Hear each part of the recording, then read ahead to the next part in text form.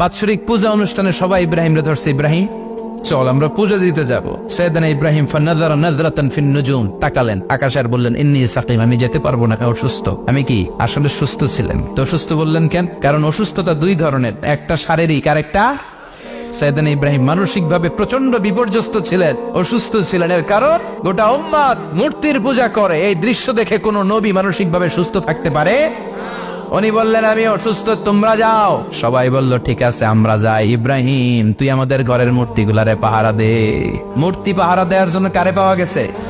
সাইয়েদনা ইব্রাহিম কয় ঠিক আছে আজকে পাহারা দিমু, জম্মের পাহারা, যা তোরা দিতাছি, পাহারা দিতেছি যা। এইবার সাইয়েদনা ইব্রাহিম মূর্তির ঘরে ঢুকলেন। দেখেন কি সুন্দর কথোপকথন আল্লাহ তুলে ধরলেন। আল্লাহু আকবার। মূর্তির ঘরে, দেবীর ঘরে ঢুকে উনি ঘুরে ঘুরে তাকায়, দেখে একটা এমনি হাত আর একটা ব্যাগ করে 14-15টা হাত নিয়ে তাকায় আছে। উনি সবগুলোর সামনে এভাবে তাকায় আছে, দেখে এক একটা এক এক চেহারা, একটা হাতির গণেশ স্টাইলের, আরেকটা এরকম, আরেকটা নারীর, আরেকটা বাঘের, আরেকটা তলোয়ার নিয়ে আইতাছি কোপায় ফেলাম আছে না নাই। সবগুলোর সামনে যায়, যে দেখে আর অবাক হয় কত ধরনের খোদার কাছে এরা কত কিছু চায়। আর যে দেখে প্রত্যেকটার সামনে ডেজার্টস আইটেম, মিষ্টান্ন, এক একটার সামনে রসমালাই, এক একটার সামনে কালো জাম, লাল জাম, রসগোল্লা, চামচাম, দুধ মালাই, মালাই চপ আছে না নাই।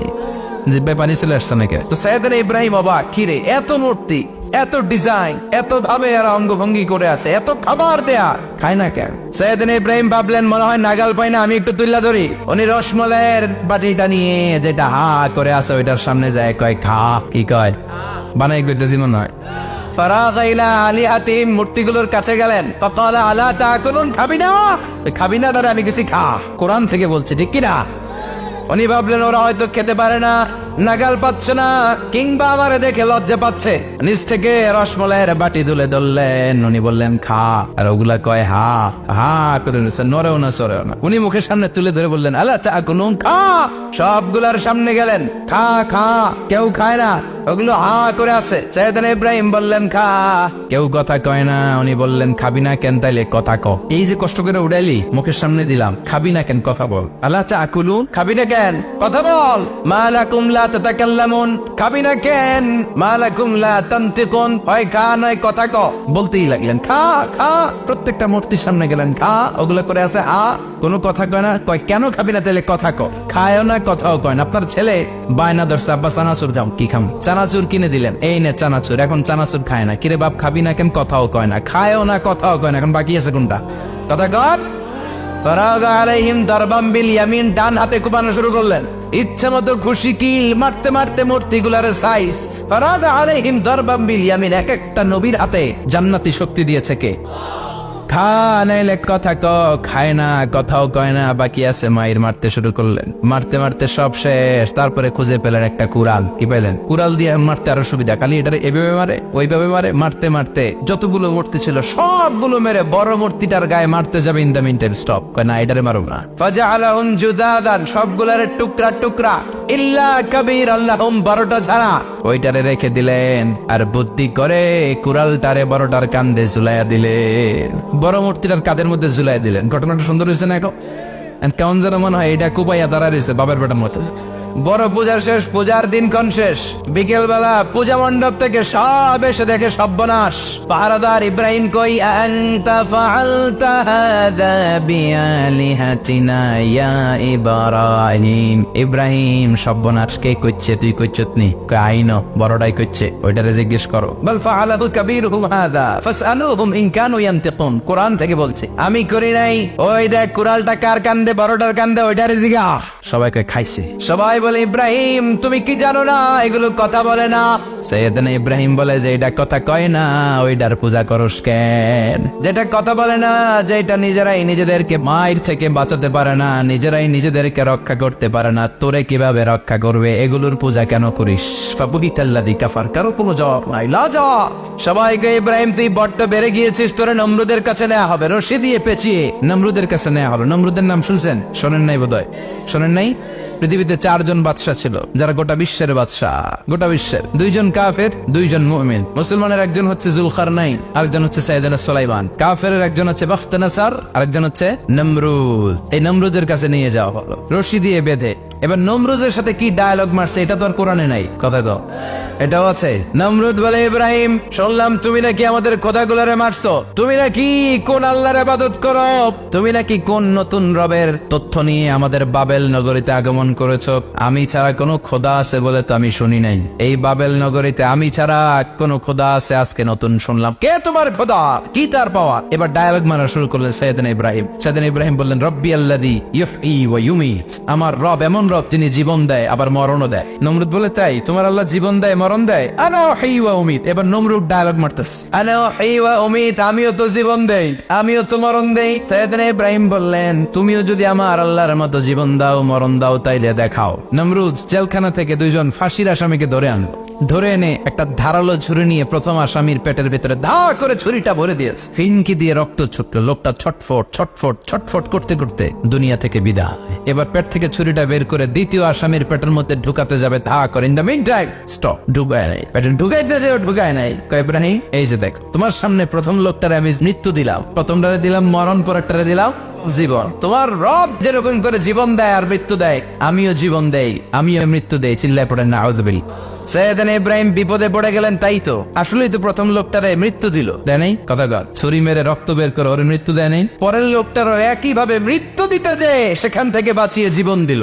বেজাল আছে না নাই? এবার সাইয়েদনা ইব্রাহিম বলে, ফাইন্নাল্লাহ ইয়াতি বিশ-শামসি মিনাল মাশরিকি ফাতি বিহা মিনাল মাগরিবি ফাবহিতাল্লাযী কাফার। সাইয়েদনা ইব্রাহিম বললেন, বুঝলাম তুমি আমার আল্লাহর মতো জীবন দাও, বুঝলাম তুমি আমার আল্লাহর মতো মরণ দাও, কিন্তু নমরুদ খেয়াল করে শোনো, আমার আল্লাহ প্রতিদিন সকাল বেলায় পূব আকাশ থেকে জল জলে সূর্যটা উঠায়। তোমার যদি এরকম কোন ক্ষমতা থাকে, তুমি আগামীকাল সকাল থেকে পূর্ব দিক থেকে সূর্য না উঠিয়ে পশ্চিম দিক থেকে সূর্যটা উঠাও। ফাবহিতাল্লাযী কাফার। এবার ধরা গেছে। এবার জায়গার মধ্যে ধরা, একেবারে স্টপ, লা জবাব। নমরুদের মুখে কোনো জবাব নাই। এবার নমরুদের মেজাজ নরম নাকি গরম? কথা কন। গরম মেজাজ নিয়ে কয়, হাররিকু, এটারে আগুনে জ্বালা, এটারে আগুনে ফেল। নমরুদ বুঝে নাই যে আগুনের মালিক কে।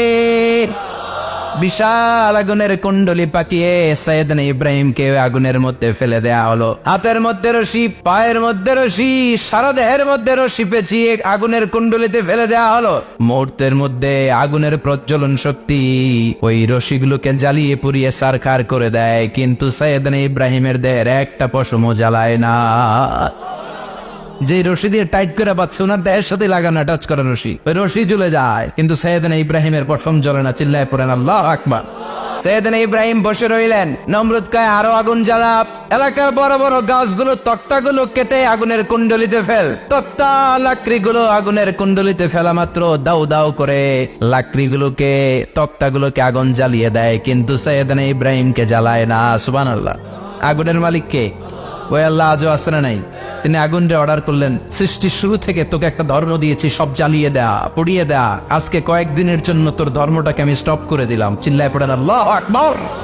قُلْنَا يَا نَارُ كُونِي بَرْدًا وَسَلَامًا عَلَى إِبْرَاهِيمَ।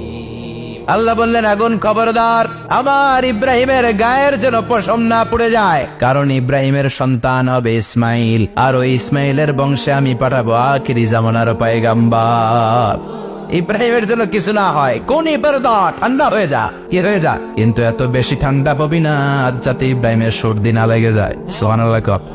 আগুন বলে, আপনি বললেন কোন ইবারদা, ঠান্ডা হ, আবার কোন এত ঠান্ডা হবি না যাতে সর্দি না লাগে, কেমন ঠান্ডা হবো? আল্লাহ বললেন, সালামান আলা ইব্রাহিম, সালাম হয়ে যা, শান্তির গুলবাগিচা হয়ে যা, এয়ার কন্ডিশন নাতিশীতোষ্ণ হয়ে যা। চিল্লায় পড়েন আল্লাহু আকবার।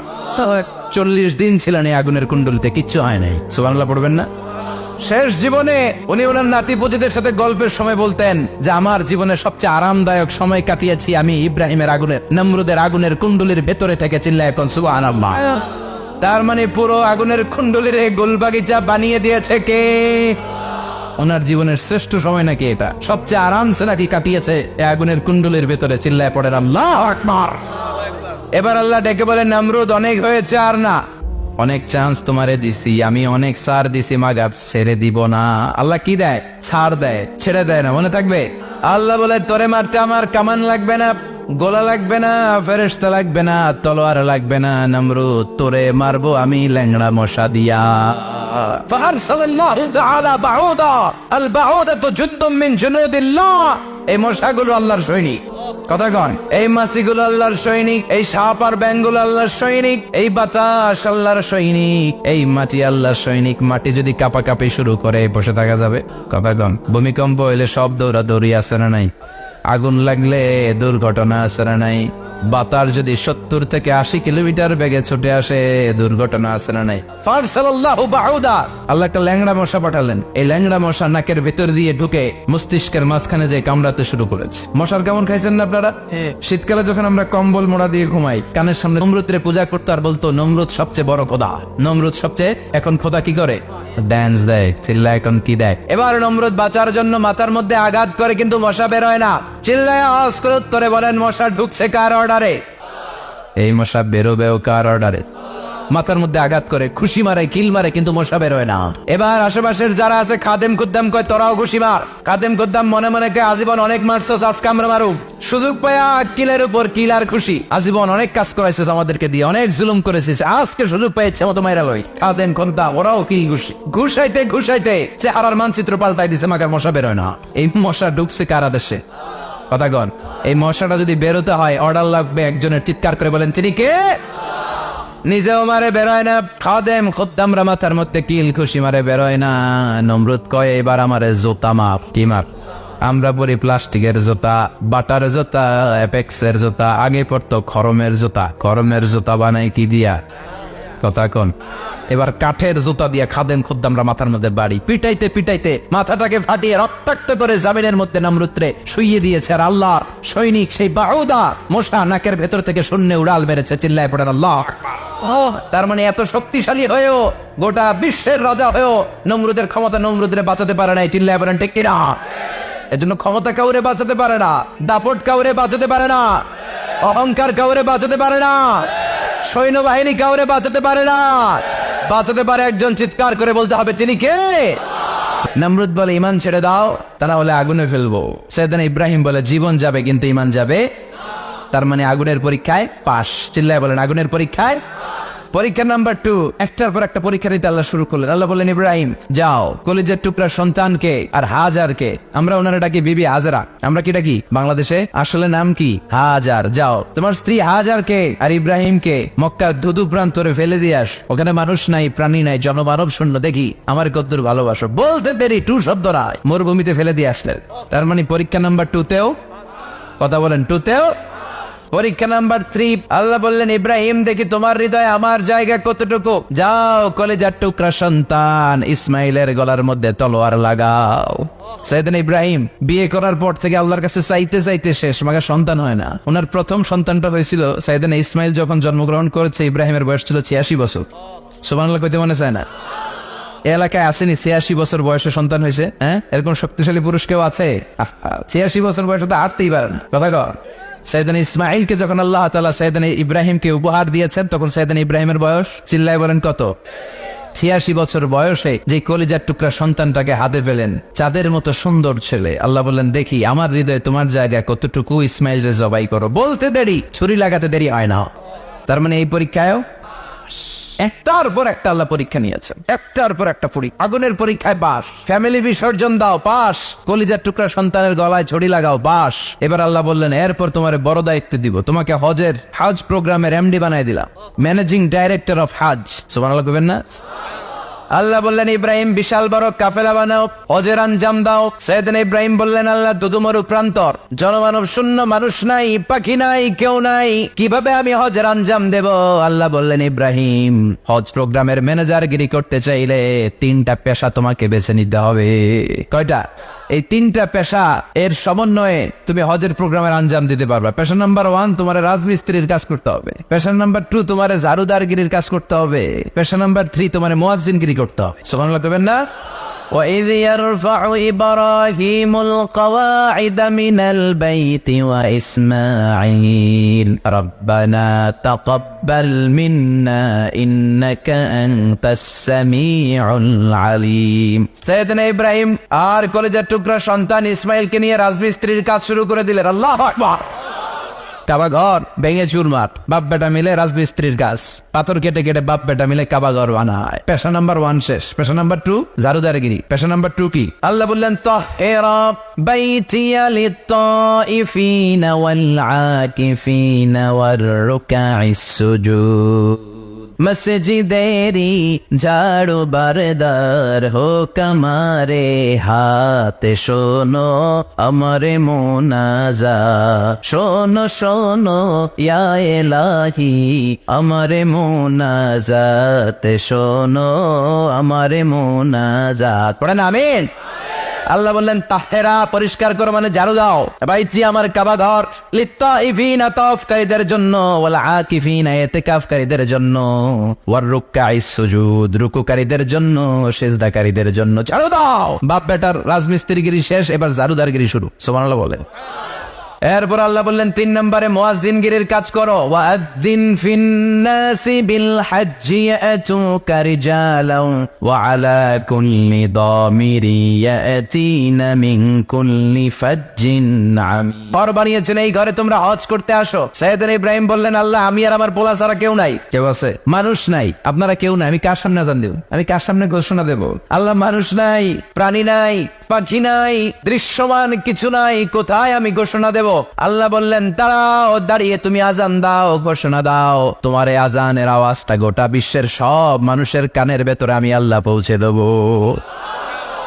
আযিন ফিন্নাস বিল হজ, হজের আজান দাও। উনি আজান দিলেন আইয়ুহান নাস ইত্তাখাযাল্লাহু বাইতান ফাহুজ্জু। আল্লাহ একটা ঘর বানিয়েছে, যাদের সামর্থ্য আছে হজে আসো। সুবহানাল্লাহ পড়ে। তৎকালীন সময়ে গোটা বিশ্বে যারা ছিল সবার কানের ভেতরে এই ঘোষণাটা মানে আজানটা পৌঁছে দিয়েছে কে? আমরা তখন ছিলাম পৃথিবীতে, কইছিলাম ফি আলামিল আরওয়াহ, রূহের জগতে। রূহের জগতেও আল্লাহ তাআলা আমাদের কানে পৌঁছে দিয়েছেন। রূহের জগতে থেকে এই আজান শুনে আমরা যারা লাব্বাইক বলার সুযোগ পেয়েছি তাদেরকে এই দুনিয়াতে হজের নসিব আল্লাহ করে দিবেন। তার মানে হজ প্রোগ্রামের ম্যানেজার। সুবহানাল্লাহ পড়েন। পরীক্ষা কারে কয়? কত প্রকার কি কি। হজ প্রোগ্রামের ম্যানেজার বানাইলেন, ম্যানেজিং ডাইরেক্টর, মহাব্যবস্থাপক। হজের আঞ্জাম দাও, আর হজের আঞ্জাম দিতে যে তোমাকে প্রথমে রাজমিস্ত্রির কাজ করা লাগবে 5, ঝাড়ুদার গিরির কাজ করা লাগবে 5। আল্লাহর নবী উলুল আজমি মিনার রাসূল মসজিদ ঝাড়ু দেয়, আমরা মসজিদ পরিষ্কার করতে চাই না, আছে না নাই? বালু দেখলেই মুয়াজ্জিনের গালি, কথা কন। মসজিদে ময়লা দেখলেই খাদেমের 14 গোষ্ঠী উদ্ধার করে ছাড়ে, আর নিজে পশ্চিম দিকে পড়ে আসারও খায়, আছে না নাই? মসজিদ ঝাড়ু দেওয়া শুধু মুয়াজ্জিনের কাজ, খাদেমদারের কাজ। মসজিদ পরিষ্কার রাখা আমাদের সবার কাজ। চিল্লায় এখন ঠিক কিনা? যাদের অন্তরে জ্বালা যন্ত্রণা, যাদের দোয়া কবুল হয় না, আপনি মসজিদ ঝাড়ু দিয়ে দেখেন মুহূর্তে দোয়া কবুল হয়ে যাবে। অন্তরের জ্বালা যন্ত্রণা দূর হয়ে যাবে, অন্তরের অহংকার নিমিষে কেটে যাবে। তার মানে আল্লাহ বললেন রাজমিস্ত্রি হও, সেটাও হলেন, ঝাড়ুদার হও, সেটাও হলেন, আজান দাও, সেটাও হলেন। তার মানে হজের যে পরীক্ষা নিলেন এটাতেও, কথা কন, শুনতেছেন? 4টা ভয়ঙ্কর পরীক্ষা নিলেন, 4টাতে পাস। পরীক্ষা নাম্বার 5। আল্লাহ বললেন ইব্রাহিম বয়স কত? সাইয়েদনা ইব্রাহিম বললেন 80 বছর। আল্লাহ বললেন নিজ হাতে নিজের সুন্নতে খাত্তা সেরে দাও। সহিহ বুখারীর বর্ণনা, ইখতাতানা সাইয়েদনা ইব্রাহিম আলাইহিস সালাম ওয়া হুয়া ইবনু 80 সানা বিল কদুম। বুখারীর বর্ণনা 80 বছর বয়সে কুঠার দিয়ে লজ্জাস্থানের সামনের চামড়াটা কেটে নিজ হাতে নিজের সুন্নতে খাত্তা সেরেছে। এমনি এমনি আল্লাহর প্রিয় হন নাই, এমনি এমনি গোটা বিশ্বের মানুষদের লিডার হন নাই। পরীক্ষার পর পরীক্ষা দিয়ে তিনি আল্লাহর সম্মানের চেয়ারে আসীন হয়েছেন। চিল্লায় বলেন ঠিক কিনা? এজন্য আল্লাহ বললেন ওয়াইয ইবতালা ইব্রাহিম রাব্বুহু বিকালিমাতিন ফাতাম্মাহুন্না ক্বালা ইন্নী জাইলুকা লিন-নাসি ইমামা। ও নবী স্মরণ করুন সেই সময়ের কথা যখন আমি আমার খলিল ইব্রাহিমকে অনেকগুলো পরীক্ষা নিয়েছিলাম, আর প্রতিটি পরীক্ষায় আমার খলিল সফলতার সাথে উত্তীর্ণ হয়েছিল। ফলাফল স্বরূপ আমি ইব্রাহিমকে জানিয়ে দিলাম, যাও ইব্রাহিম, গোটা বিশ্বের মানুষের জন্য তোমার নেতা বানাইয়া দিলাম। তিনি আমাদের নেতা, leader of the all human being on earth. পৃথিবীতে যারা আছে সবার নেতা। চিল্লা এখন ঠিক কিনা? এত বরকতের মানুষ, এত বরকতের ফ্যামিলি, ওনার ফ্যামিলি যেখানে তাকিয়েছে ওইখানে বরকত, যেখানে পা লেগেছে ওইটা বরকত, যেই মাটিতে হাত দিয়েছে মাটিটারে সোনা বানিয়ে দিয়েছে কে? সাইয়েদনা ইব্রাহিমের পা লেগেছিল একটা পাথরে, ওই পাথরটারে মুসল্লা বানিয়ে দিল কে? ওয়াত্তাখিযু মিন মাকামি ইব্রাহিম মুসাল্লা। আল্লাহ বললেন ইব্রাহিমের দাঁড়ানোর জায়গার পাথরটারে তোমরা মুসল্লা বানিয়ে নাও। হজ করছেন কারা কারা দেখি, অথবা উমরা, আরো বাড়ছে উমরা করতে, মাশাআল্লাহ। যাদের হাত ওঠে নাই এরাও যেন আল্লাহ অতি শীঘ্রই হজ করতে পারে, উমরা করতে পারে। আহারে কি বরকতের জায়গা, আল্লাহ বারবার নসিব করো তুমি। কি বরকতের জায়গা। প্রতিদিন 120টা রহমত নাজিল হয় এই কাবা ঘরকে কেন্দ্র করে। সিত্তুন আলী তাইফিন, 60টা রহমত যারা খালি তাওয়াফ করে। এই তাওয়াফের ইবাদতটা ওই জায়গা ছাড়া পৃথিবীর কোথাও করা যায়? কথা বলেন।